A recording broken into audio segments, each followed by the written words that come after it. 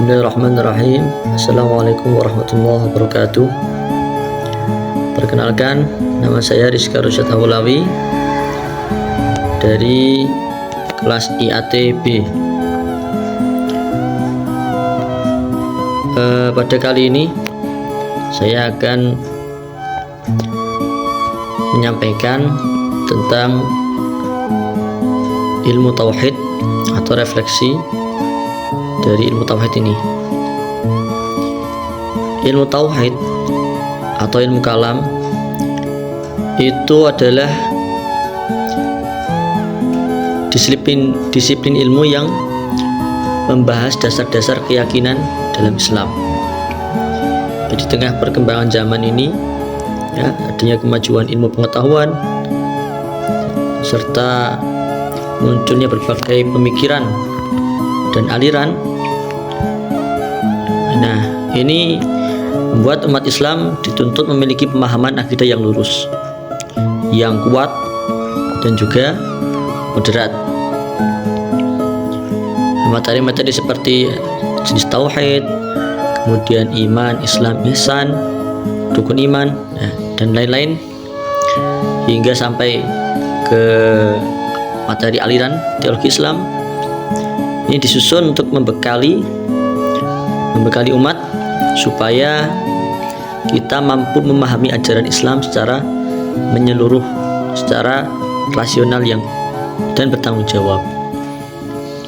Nah, dengan mempelajari ilmu tauhid ini, kita diharapkan tidak hanya kuat dalam keyakinan, tetapi juga bijak dalam menyikapi perbedaan di tengah-tengah masyarakat, dan kita juga bisa mengamalkannya dalam kehidupan sehari-hari. Yang pertama, ada materi jenis-jenis tauhid. Ada tauhid rububiyah, uluhiyah, dan asma wa sifat. Nah, ketiga ini adalah satu kesatuan yang tidak bisa dipisahkan. Salah memahami saja, kalau kita salah memahami salah satunya, itu akan berdampak pada penyimpangan akidah. Dan dari materi tersebut yang menyadarkan kita bahwa tauhid itu harus tercermin dalam niat, ibadah, dan sikap hidup sehari-hari. Kemudian materi yang berikutnya ada iman, Islam, dan ihsan. Nah, iman, Islam, dan ihsan ini menegaskan bahwa iman adalah keyakinan hati, Islam adalah amal lahir, amal yang secara zahir, syariat, thariqat, seperti itu. Dan ihsan itu adalah kualitas batin kita. Maka refleksinya, kesempurnaan beragama itu tidak cukup dengan amaliyah atau ritual, tetapi harus disertai dengan keikhlasan dan kesadaran bahwa kita ini diawasi oleh Allah. Maka ada mengatakan, kalau kamu sholat belum bisa melihat Allah, maka sholatlah seakan-akan kamu diawasi oleh Allah. Kemudian ada iman kepada Allah Subhanahu wa Ta'ala. Iman yang pertama, ini menumbuhkan kesadaran kita bahwa Allah itu memiliki sifat-sifat yang indah, dan Allah juga memiliki sifat-sifat mustahil. Melalui sifat-sifatnya itu membuat kita semakin kuat rasa cinta kita, semakin kita lebih takut pada Allah, dan kita jadi semakin dekat kepada Allah. Dengan semakin mengenal Allah, maka kita seharusnya semakin tunduk dan rendah hati dalam beribadah. Kemudian ada materi iman kepada malaikat. Nah, iman kepada malaikat ini mengajarkan kita bahwa hidup manusia itu selalu berada dalam pengawasan. Ya, di samping kanan dan kiri itu ada malaikat yang mencatat perbuatan kita, baik atau buruk yang kita lakukan, semuanya dicatat. Maka refleksi di materi ini, tumbuhnya kehati-hatian dalam kita bertindak, serta supaya kita lebih semangat untuk memperbanyak amal dan meninggalkan segala bentuk maksiat. Selanjutnya, iman kepada kitab-kitab Allah. Nah, iman kepada kitab-kitab Allah ini menyadarkan bahwa Al-Quran adalah penyempurna kitab-kitab sebelumnya dan menjadi pedoman utama dalam kehidupan kita. Ya, dengan kita membaca dan menghafal Al-Quran, itu harus diiringi dengan upaya untuk memahami dan mengamalkan nilai-nilai Al-Quran. Selanjutnya, iman kepada Rasulullah SAW atau iman kepada para nabi. Ya, iman kepada nabi dan rasul ini tidak hanya sebatas pengakuan, tetapi menuntut kita untuk melaksanakan ketaatan dan mencontoh keteladanan dari para nabi dan rasul. Akhlak Rasulullah ini harus menjadi cerminan dalam kita bersikap, dalam kita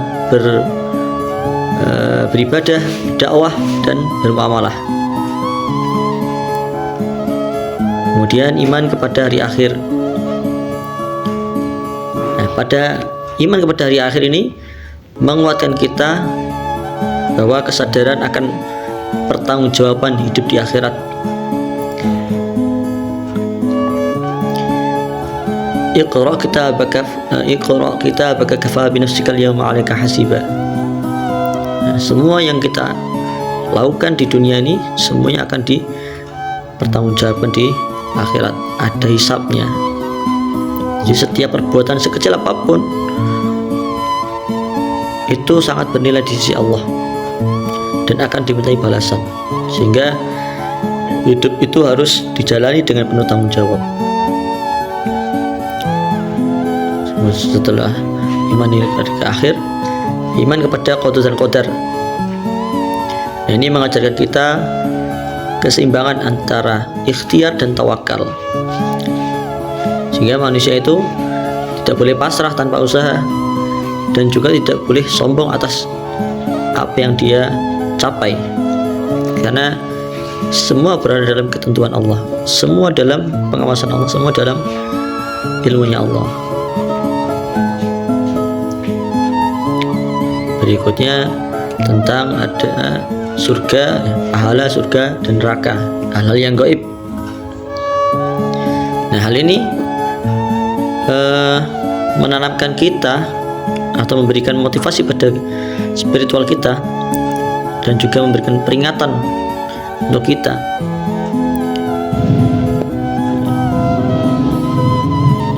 Harapannya akan surga dan harapan akan surga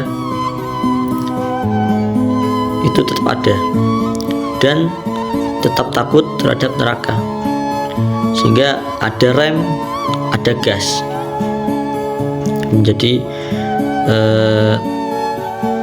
konsistensi kita dalam ketaatan dan menjauhi larangan Allah.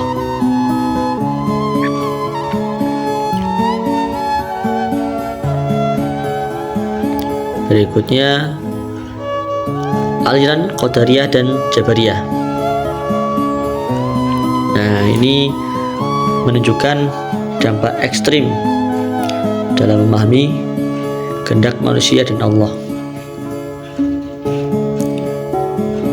Dari materi ini kita jadi tahu ya, pemahaman yang seimbang itu sangat penting agar tidak terjebak dalam sikap menyalahkan takdir atau menafikan peran usaha manusia. Dan materi berikutnya ada aliran Mu'tazilah dan Asy'ariyah. Ya, pada materi ini kita jadi tahu ya pentingnya peran akal dan wahyu dalam akidah. Ini. Nah, kita bisa pahami bahwa pendekatan Asy'ariyah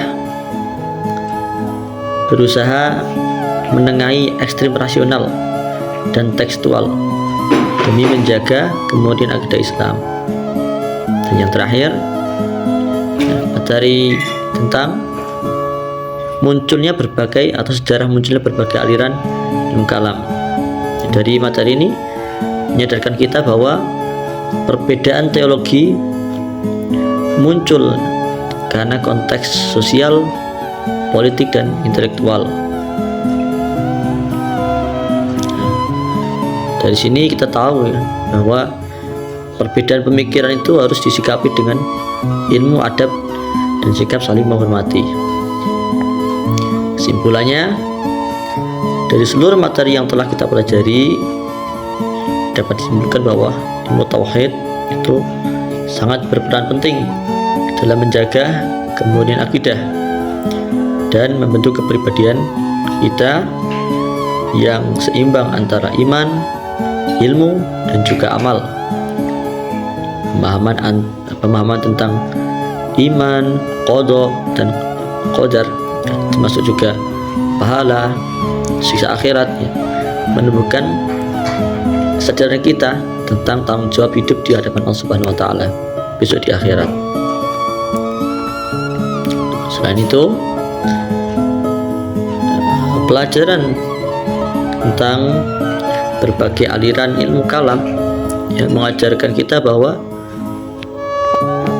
perbedaan pemikiran itu adalah bagian dari sejarah intelektual Islam yang harus kita sikapi dengan ilmu dan adab.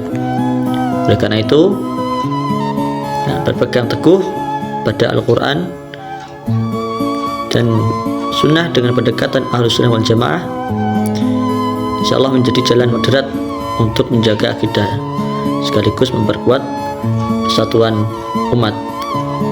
Sekian yang dapat saya sampaikan, semoga bermanfaat. Wassalamualaikum warahmatullahi wabarakatuh.